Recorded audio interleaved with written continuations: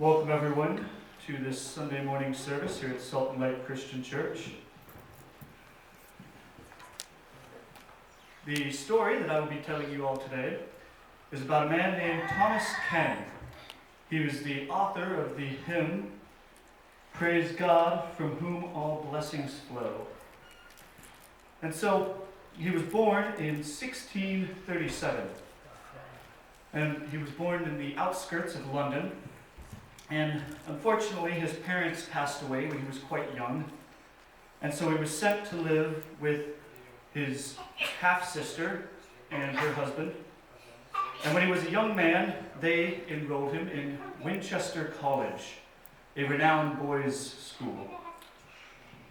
And from here, he went on to be ordained in the ministry. And he eventually went back to Winchester to teach and to help with the ministry there at the school that he went to. And that is when he wrote this song. In 1674, he wrote this song, "Praise God from whom all blessings flow." And he wrote it as 3 separate hymns for the boys at this university, at this college, to stay close to God. He wrote one hymn for them to sing in the morning, one for them to sing in the evening, and the third was for late at night if sleep was evading them. And he wrote these songs to help them and to encourage them in their personal relationship with Christ.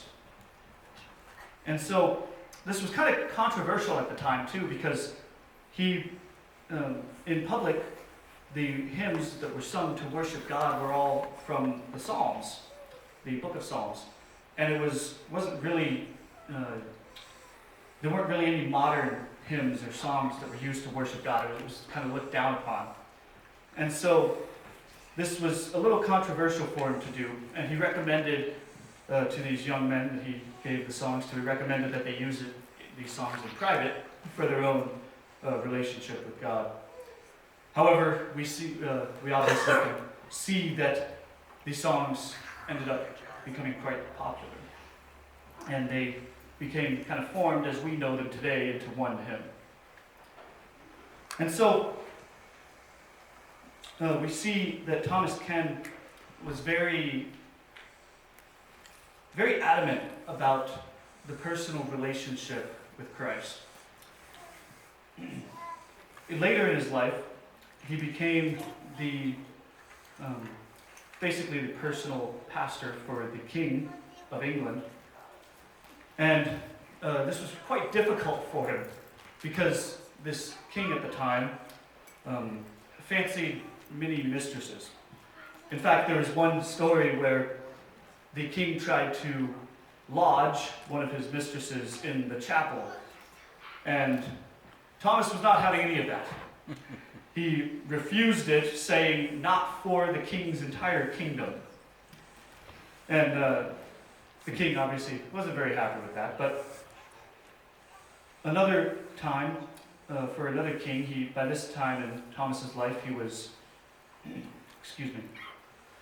by this time in his life, he had become a higher up in the church. And he was leading several other pastors. And so he was still working with the royalty, the government. And this king, this next king, the second king, ended up putting him in the Tower of London, which was a prison, because of his staunch Protestant beliefs. And so this shows us that Thomas was not someone to back down for Christ. He stood up adamantly for Christ throughout his life.